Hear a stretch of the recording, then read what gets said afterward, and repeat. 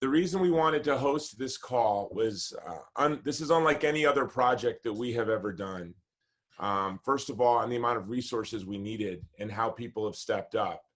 And secondly, that we haven't been able to really communicate with all of our donors the work and the tasks that we've been doing with the money that we have been raising. So I thought this Zoom call might be a way for us to share a little bit more information about what we're doing. And in fact, as we're talking, I know Juliana and I are going to keep checking our signals, because we have a group of 6 young Christian women and 2 Christian convert men who will be hopefully crossing the border any second. So we've been working very hard, but I always tell my donors, and I mean it, that we're partners in this, equal partners. And I've said it and I've meant it, but I never really understood it like this project. On August 13th, I was lying in bed with COVID pneumonia, and the co-founder of Movie to Movement, the actress Jennifer Cadena, called me and said that there was movie producers, an Afghan's mother who made an anti-Taliban documentary who was being hunted, and if I could help get the mother out. And this was something I wasn't thinking of doing, nor imagining I would be asked to do, and didn't know if we could do it.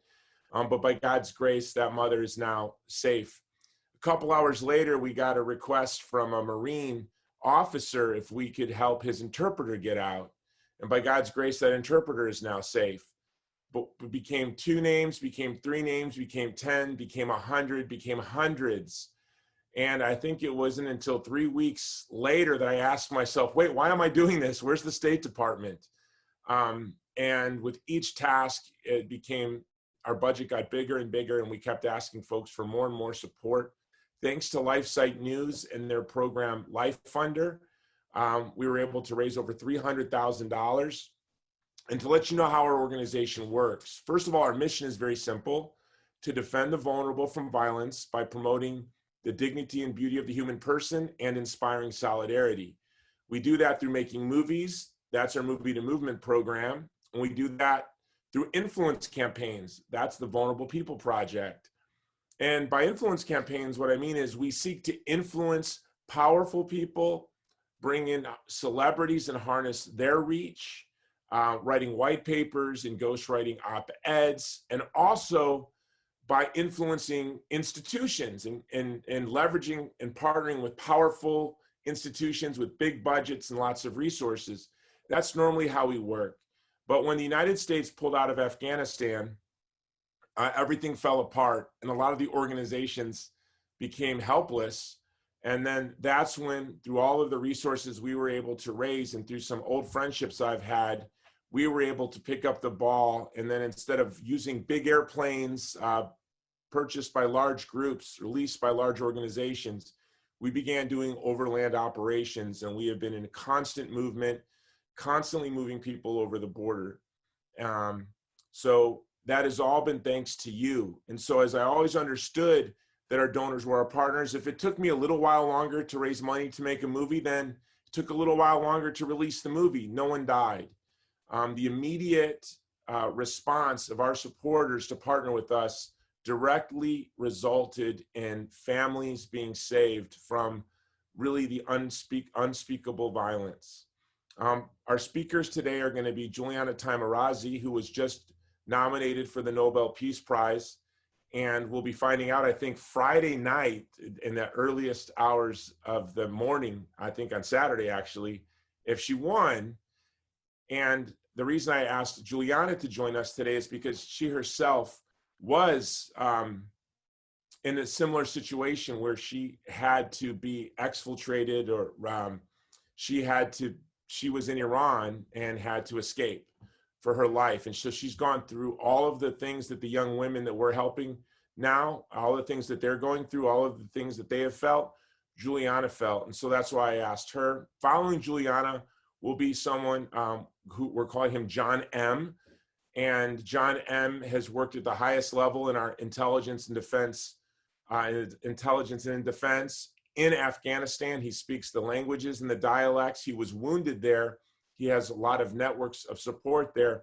And thanks to John, we've been able to do what much larger groups have been able to do. So I'll first introduce Julianna. She has a very long and distinguished biography. She asked me to cut it down to give her more time to speak, but she is a leading advocate and speaker for the persecuted church in the Middle East. She founded the Iraqi Christian Relief Council in 2007 to shine a light on the plight of Christians in her ancestral homeland. She was just recently nominated for the Nobel Prize, and I can tell you, because I've worked with her for almost a decade now, starting in Iraq, that she is the most committed, tireless warrior that you have ever met, and that was birthed by her experiences as a young woman in her own escape from tyranny. Julianna, thanks for joining our call. Thank you, Jason. My warm greetings to all of you. I'm so blessed to be among you. As Jason said, I was smuggled out of Iran in 1989, first to Switzerland and then into Germany. But the entire process of smuggling took about a year in my case, and about a year for my brother. We were smuggled out because we were not really accepted as Christians. We were treated as third and fourth class citizens, and they were trying to force me to convert to Islam because I was attending a Muslim school when I was 13, 14 years old. So, and Jason and I, as Jason said, we have worked together tremendously, and he's my personal hero for everything that he's done in Iraq and for the Uyghurs in China. And when the time came to save the Afghan Christians that I've been in touch with, I ran to Jason because I know he's a man of his word. He is pure, without an alternative motive and an agenda, and he delivers. So we've been really working very closely together. And I'll tell you, the experience these women are going through is much more horrific than mine. At least I was not threatened to be killed on an immediate basis, but these women have been because they're converts to Christianity.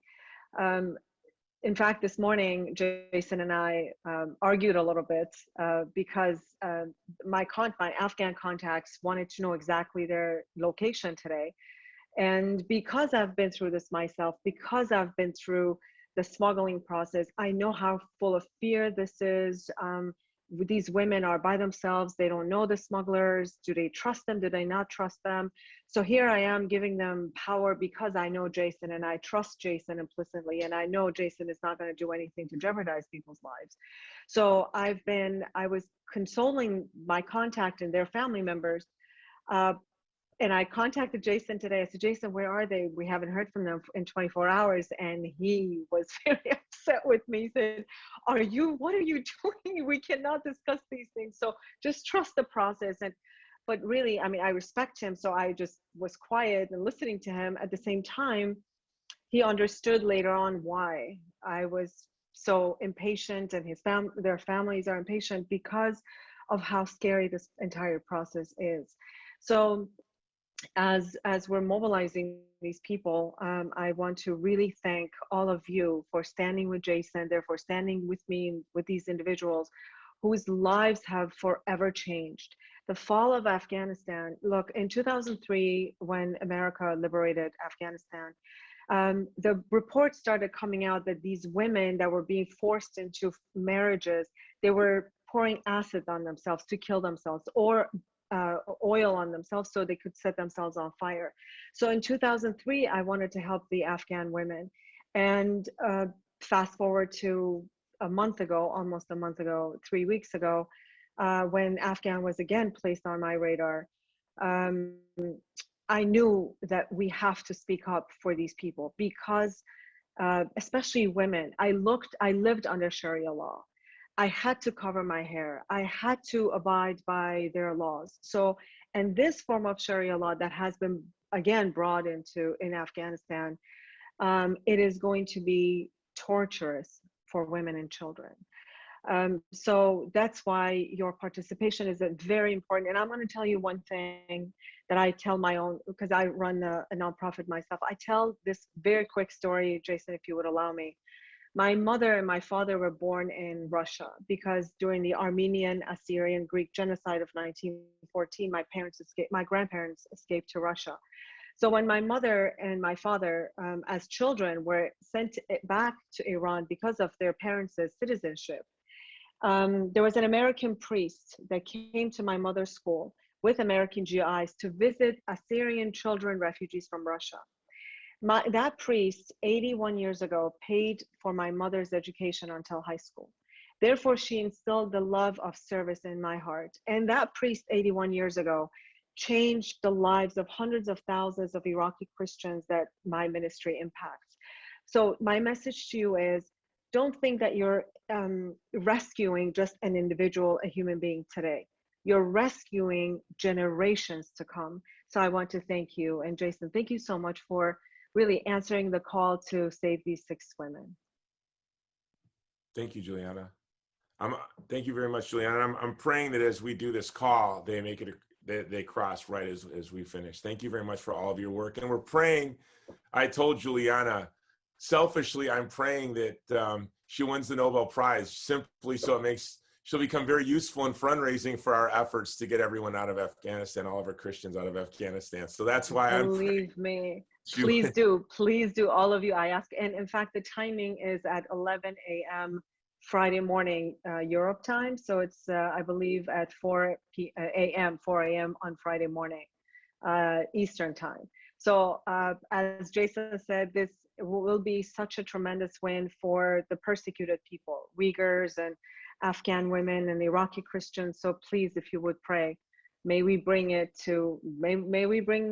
prize home to all of us. No one can deserve it more. I'm sure there are many who are out there who deserve it equally as you, but there's no one who could deserve it more. So we pray that you win. Thank you, Julianna. So as I found myself with COVID pneumonia, inundated with an Excel sheet it was just me in this office with an Excel sheet that was getting bigger and bigger and bigger. At one point, it finally hit me that I should reach out to my best friend. And when I say that John M. is my best friend, he is my best friend. We're brothers. We've been friends for over 2 decades. And I said to him, as this whole project began to unfold, that I think that our whole friendship by God from its very beginning may have been just simply for this moment. And I think you'll understand when I read his biography. John is a former U.S. government official with over 20 years of experience in strategy, operations, and intelligence across the Middle East and South Asia. He was a member of the U.S. Department of Defense's Senior Executive Services, civilian equivalent to a general officer or flag officer in the U.S. Armed Forces, and directly served 2 American presidents and 3 secretaries of defense. His government work was conducted in roles that included strategic planning, on-the-ground operations, and an analysis for a number of war zones and countries such as Iraq, Afghanistan, Saudi Arabia, Pakistan, Syria, Iran, and China. John has a PhD from a top 3 American university in foreign languages and linguistics, and has native or professional fluency in several East Asian languages, several European languages, and several Near Eastern languages to include Arabic and Persian. He has been personally recognized by 2 U.S. presidents and is the recipient of numerous awards from the U.S. Department of Defense for bravery and outstanding service to his country, including the Secretary of Defense Medal for Freedom. He has a Purple Heart and has been seriously wounded more than once in operations in Iraq and in other countries. John has been key to the success that we have had as an organization that others haven't, and he is the director of our Afghan Relief Task Force. Thank you, John. Thanks for having me. Okay, did you want to ask me a question, Jason? Yeah, we've had 2 questions, and everyone, I'd like to add, if you could put a question in the chat box, we'll also have the time to take 2 of your questions, John. But the 2 questions that we keep getting asked is, number 1, how did the collapse of Afghanistan happen so quickly? And then the second question we've been getting is, now that Afghanistan has collapsed, what are the implications for the United States and for Christians and other minorities in Afghanistan? I don't think we have time to answer the second part of that question. So if maybe the 2 questions you can answer for us is, what are the implications, or why did Afghanistan fall so quickly? And to all of our supporters, John called me in July and said by the middle of August, Kabul will have fallen. And sadly, that's exactly what happened. So why did that happen so quickly?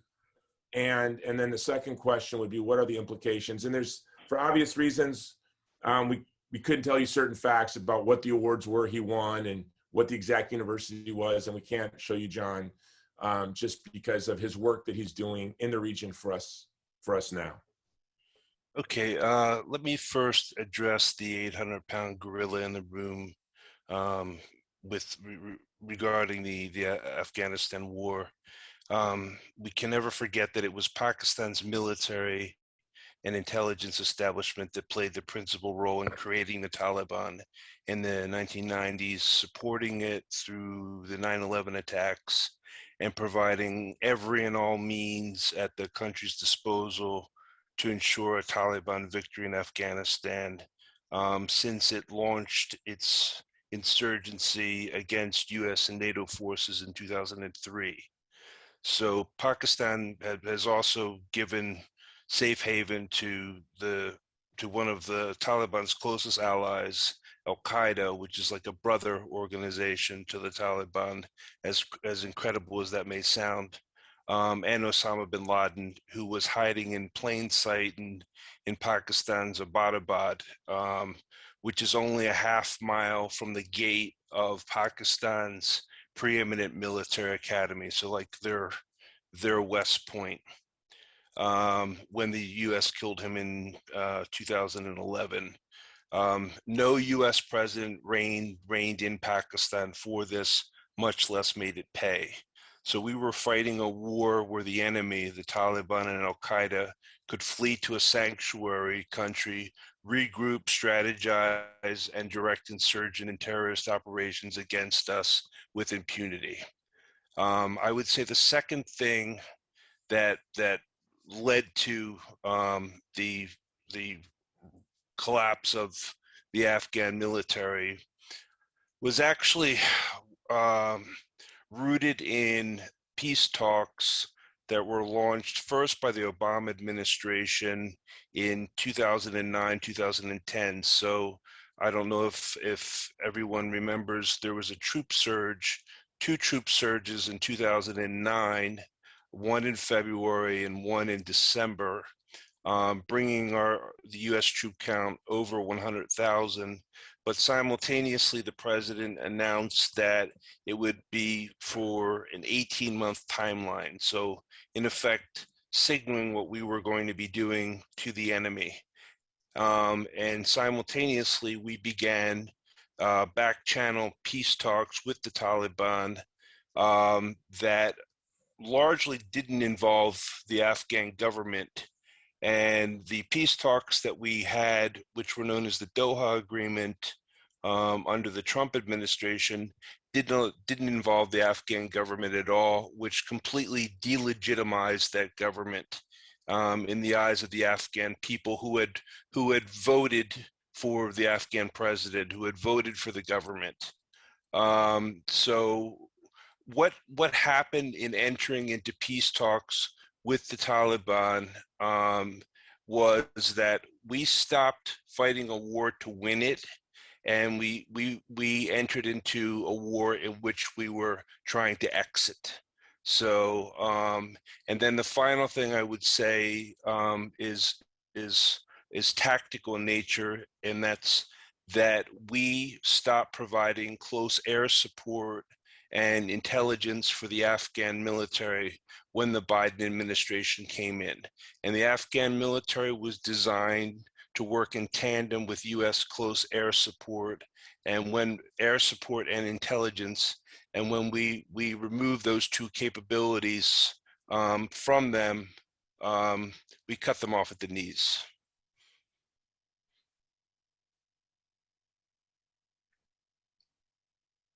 Sorry, I had it on mute, John M. What are the we're getting some good questions. What are the implications? You talked a lot about this. We're going to be sending out the Afghan Eye, which is our bi-weekly update. I've already read it, that you guys will all be receiving, and it's horrifying to think what the implications are. for us and for Christians and other minorities in Afghanistan. But what, and Milley answered this, right? He said we have to expect maybe a terrorist strike in the next 6 months. But what are the implications for the United States now that Afghanistan has completely collapsed? Well, first of all, think of the government that you have in Afghanistan. So you see the Taliban form a government with more than a dozen members sanctioned for terrorism by the UN Security Council. Two high-ranking members, one of them is almost at the highest rank in the government, are still on the FBI's most wanted list for terrorism. And 5 in the government were formerly held at Guantanamo for having direct involvement in terrorism with Al-Qaeda. And you have our senior officials completely ignoring this, saying that there isn't a connection with them and Al-Qaeda, referring to them as moderate, business-like, our Afghan partners. And this is incredibly dangerous. And so the failure to recognize the Taliban for what it is, and to take, for example, Al-Qaeda's #1, Ayman al-Zawahiri, pledging a blood oath to the head of the Taliban, who is now the head of the Afghan government, a blood oath to him that he will follow him, that Al-Qaeda will follow him. The fact that Al-Qaeda makes up part of the special forces of the Taliban, along with the Haqqani network, which is a United States sanctioned designated terrorist organization, whose one of whose leaders was the #2 in the Taliban. He's now Minister of Interior, which means he has the power of the director of the FBI and the director of the CIA combined. It has to really be noted in that the U.S. failure in Afghanistan was the first time a government supported by the United States has fallen to Islamic extremists. And this is particularly concerning, given that the Al-Qaeda perpetrators, the murderers of 9/11, planned their attacks on the U.S. while enjoying safe harbor and free reign to plot and train from the Taliban's Afghanistan. So you have Islamist extremists and terrorists throughout the world viewing Afghanistan as this monumental historic victory, in the same way that they viewed the defeat of the Soviet Union in the 1980s as political Islam's first modern victory against the West. And this energized political Islam throughout the 90s and weaponized it, and its culmination, frankly, was in 9/11. And it can be argued strongly that many terrorist organizations will be inspired to view the U.S. loss in Afghanistan of the defeat of the world's only superpower and the defeat of the West, and a sign that a clash of civilizations war, Islam versus the Judeo-Christian West, is now winnable by the Islamic jihadists. To make matters worse, the US government left behind $85 billion worth of weapons and equipment. So this is equivalent to 85% of the aid that the US has provided to Israel since its founding. And that's larger than the annual military budget for every nation around the world except the US and China. So the Taliban, thanks to the US government, this year has a larger military budget than Russia, the UK, India, France, and so forth. It has 1/10 of the Humvees on the planet. It has more than 600,000 light weapons, 16,000 night vision goggles, eliminating one of the US military's main advantages over the enemy. And now the Taliban and their extremist allies can ride, fly, and use the same weapons to fight, all like their American enemies can. And the I would say finally the disastrous withdrawal and failure to repatriate or destroy $85 billion worth of equipment has also created the great potential, and it's already started, frankly, for the largest and most sophisticated weapons market in history, where global terrorist networks can flock and purchase and use the United States' very own weapons against us. Yeah, it's horrifying. And as an organization that is committed to standing with the vulnerable around the world, so many places we're standing up against political Islam. I think that we also are probably the most aggressive organization in the world defending Muslims in China and Chinese occupied East Turkestan, and standing with Muslims in Iraq that were suffering under ISIS. But in so many places in the world, we're standing with Christians against political Islam. So to think of this weapons market, and to think of what's happening in Nigeria, happening in the Nuba Mountains of Sudan, and so many other places, I don't think it's a stretch to think that these weapons are going to find their way to the front against the vulnerable in every corner of the world, and maybe here in the United States. All of the questions we've been getting have to do with this leaving $85 billion of weapons behind. I'm going to ask you two of them kind of as one question. Then I'm going to ask if maybe we can talk about just the failure of the government that you and I have witnessed today, if there's a way to talk about it. But one question is China working through the Taliban? What is the relationship of China with the Taliban, and are they working through the Taliban? China has an excellent relationship with the Taliban. It recognized the Taliban's government right away. It sent emissaries to Afghanistan, and there have been reports this week, videos of Chinese military aircraft landing at Bagram Air Force Base. So that was the main Air Force base that the U.S. military used. And I think that that's highly likely. What the United States, for the United States, Afghanistan played a pivotal role in what's known as our power projection model, where we have bases all throughout the world and we have alliances all throughout the world, and we like to stop a threat in its tracks by virtue of these bases and these alliances. And Afghanistan was our only base in an incredibly hostile neighborhood, because to the north you have the Russia-dominated Central Asian states. To the west of Afghanistan you have the United States adversary, Iran. To the south and east you have a hostile Pakistan. To the northeast you have our adversary, our opponent, however you want to phrase it, China. So we just lost that. We just lost all of our not only our counterterrorism capabilities that you mentioned, Jason, about the chairman of the Joint Chiefs of Staff talking about terrorist threats emanating from Afghanistan. So did the head of the Defense Intelligence Agency, which is DoD's version of CIA. So did the head of the FBI. So a whole litany of people now are talking about, it's not a question of if it's going to happen, but when.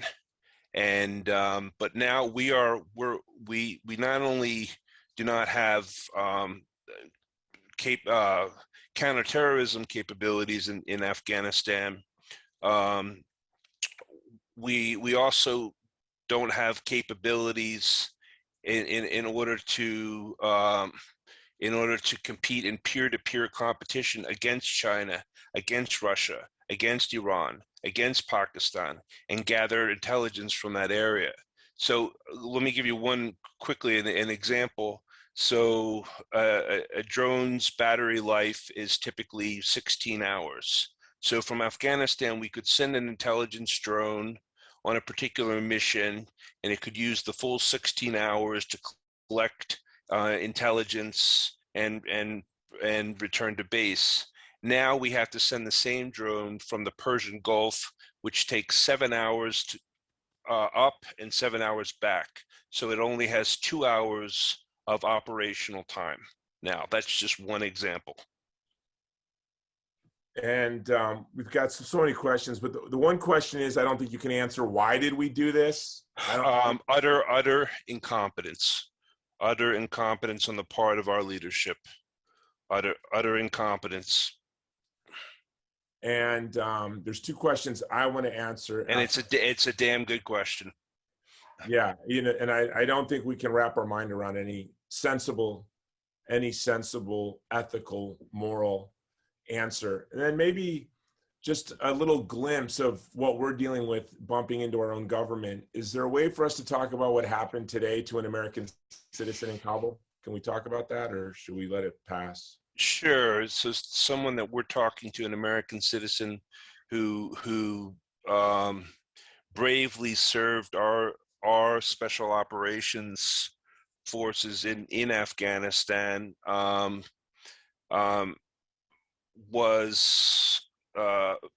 has been repeatedly, for lack of a better expression, jerked around by the State Department, told to hunker in place. And first, when we were evacuating, we still had military planes. He was told to hunker in place, and that he would get a call just to wait. Don't come to the airport. He called. Eventually, kept trying to call, and by the time he finally reached someone, all the planes had gone. Then he was set to be put on another evacuation plane. It didn't materialize. He was just set to be put on another one, and got to the airport, did everything they said for him to do, and that didn't materialize. And here is the kicker for me. This is what infuriates me so much.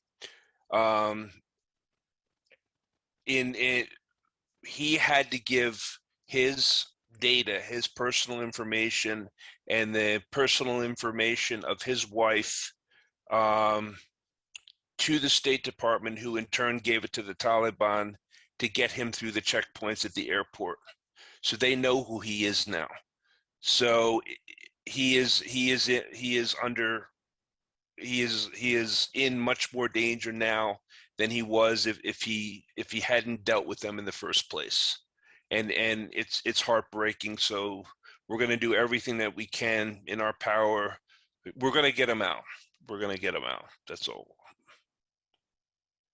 All right, John. Well, we're going to have you back on. We're going to do these Zoom calls regularly. And I know for so many of you, this is a lot of information, and you can't do Zoom calls regularly. So we're creating something called the Afghan Eye that John will put together. John's briefed presidents face-to-face on this country, and now he'll be briefing our supporters. This is information he's been giving to me and our team, as we have to make decisions on how and when we should move folks. Something that's been so frustrating with this American citizen today is we were getting ready to move him, and he was all ready to go, and then the U.S. said, no, we have a better way for you, and it just seemed to be a distraction. We saw the same thing with the religious order early on, that we were getting ready to move, and the U.S. government came in and said they were going to move them, told us they did move them, and it wasn't for 24 hours that we found out they weren't moved, and it made it impossible for us to rescue them. And by God's grace, the Italian government went in and rescued this religious order. So, but this is what we've been bumping up against. And the reason I wanted to share that is so much of what we're doing, we're asking ourselves, shouldn't the U.S. government be doing this? But they're not. And so we as Christians are committed to standing with our co-religionists, and also to stand with those who stood shoulder to shoulder with John as he fought, with my son fought. So we see this as something very important to do. There is one question. John, thank you very much. And we're looking forward to having you back on one of these Zoom calls. Yeah, it's my pleasure. And there are very long podcasts that we've done, and we'll be doing more as well. If you go to the Jason Jones Show, you can listen to 2 very long podcasts. The last one we did with John, House Republicans were asked to listen to it. So there's a lot of information there. There's one question that was asked to us privately by one of my heroes, and it was a private question, so maybe she doesn't want her name, but I'm going to read it out loud because it really points to how challenging what we're doing is, and why your support has been so important to us. So this is what we got private message. This is selfish of me, but I just want to know if any of the people that I filled out on your Excel sheets have been saved, the interpreters, etc., from the U.S. veterans that I sent to you. Are they a part of those who have been saved? And so I sent her a message saying, please send us their names. We're keeping a database of everyone. And we're so excited. We get so excited, like today we'll be excited to move names from needing to be rescued to being rescued. That is the very best feeling in the world. And so I don't know if anyone on the Excel files that she filled out and sent to us have been evacuated, have been rescued. Exfiltrated is the word I use, and everyone says stop using exfiltrated. John is saying you're not in the military, stop saying exfiltrated. But so we'll friends, please send us those names again, and we'll bump them up. Send it to Armin. Armin is Armenian, and he's one of the most successful musicians in Hollywood, and he is committed to be helping with us manage the database. Is something I was doing. That's why I wasn't sleeping, because I was getting all the Excel, all the Signal messages and WhatsApp messages and emails, and putting them in databases and sending them to all these different large organizations in mid-August. And Armin came on board to manage those files. So, friend, we'll find out. But the reason I wanted to share that question is, if you've seen the movie Sophie's Choice, every time, and we had to do this with Julianna, she had a very large list, but we had people already we committed to move, or for different reasons, we thought we had to prioritize them.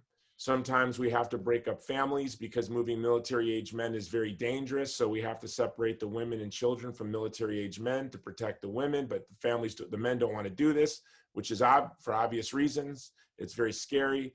And so these are the decisions that we are constantly making. It's a decision that I'll have to make tonight when this group gets across. The 2 things I have to do, first and foremost, is we put together who is in most need, who is in most danger. And where do they fit? Obviously, American citizens automatically go to the very top of the list, and Christians, but where do people fit in the need? Has the Taliban knocked on their door? Have they been asked to report to the police station? And then we have to weigh all of these facts. And then we build the next list to evacuate. Each evacuation costs $75,000. So we're basically spending more money every 2 weeks than what has been our previous annual budget in these constant movements. Like I said, we're a small organization. Through Movie to Movement, we raise money and create LLCs to partner with film companies to make movies that have messages that promote human dignity.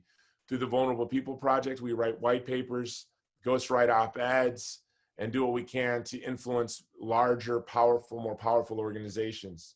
But for us, this has been where we've had to ramp up fast, because we find that we are the organization that is effectively moving people.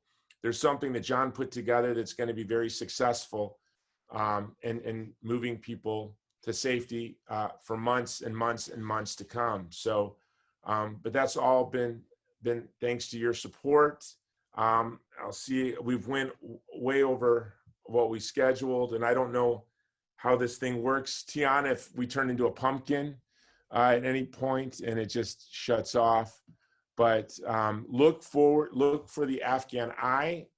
There was a news story. We rescued 2 people for Catholic News Agency today, and they wanted to write a story about it. And I begged them, you can't write a story about what you experienced and your people experienced and how we did what we did. Yet, we of course, obviously, as an organization, we're eager to share our successes and how we've accomplished our goals. So Catholic News Agency wrote, maybe Tiana, you could share it in the comment box. Catholic News Agency wrote a very thoughtful article where they quoted me on why they can't write an article on what we've done and what they've been witnessing. And I will say that LifeSite News and LifeFunder have been key to what we've been able to do. EWTN News Nightly and Catholic News Agency has been working with us since the middle of August. And there are so many stories, especially Julianna can attest to this, in the wild days, from August 13th forward, when we had planes and the borders were more porous. There's so many stories where we were successful in getting large groups of people out. Then after the withdrawal, it became a much more challenging, and the numbers have become much smaller for now, when we're eager for the airport to open. But we're so excited to tell these stories.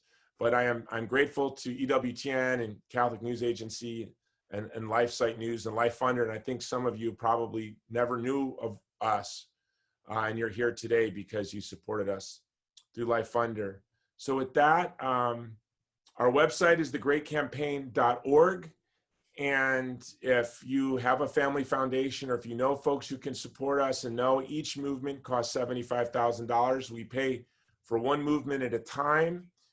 After a movement is successful, then we put together our next group of folks to move. And Americans are the most expensive, and they're very challenging, but they are our priority. Like this American today, who was not only abandoned, lured to the airport only to be abandoned.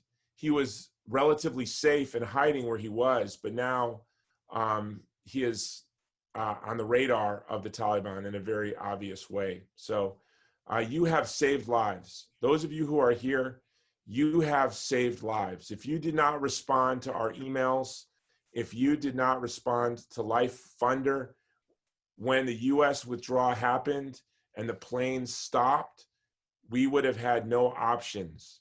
But because even with LifeSite News, I said, I'm sorry I'm talking so much, but even with LifeSite News, I said, we only need to raise about $100,000 to build this team that I need to manage all of the requests and to get them on the planes. And we're not going to need to raise more than that. And then we had 200,000, then 300,000. And I think we're now over to 325,000 just through LifeFunder. And then of course, many of you are donating directly to thegreatcampaign.org. What happened was, thanks to John and some of our other friends and partners that came from the most unusual places, we were able to continue immediately rescuing people whose lives they would be dead today if not for people stepping up and donating. So with that, I really can't thank you enough. I've been doing this work for almost 3 decades, and I was in Sudan during the genocide. I was in Iraq with John, documenting it during ISIS, the time of ISIS. John has 3 Purple Hearts, and he's witnessed war for 2 decades up close and personal.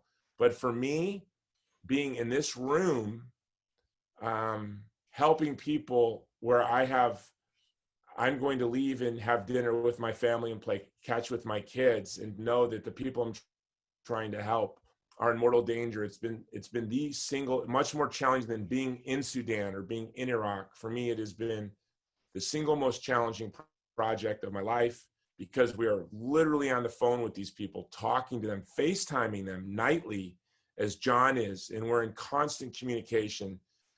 Most of our time is spent working with the people in country to comfort them, to work to get them out of really bad situations and into safety.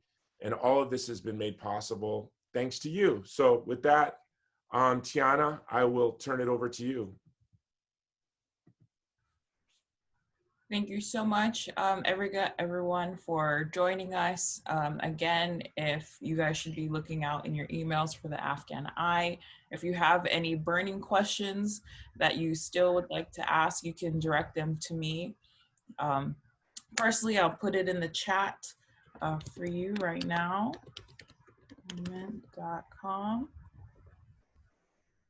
So go ahead and send me an email, and I can forward it over to Jason.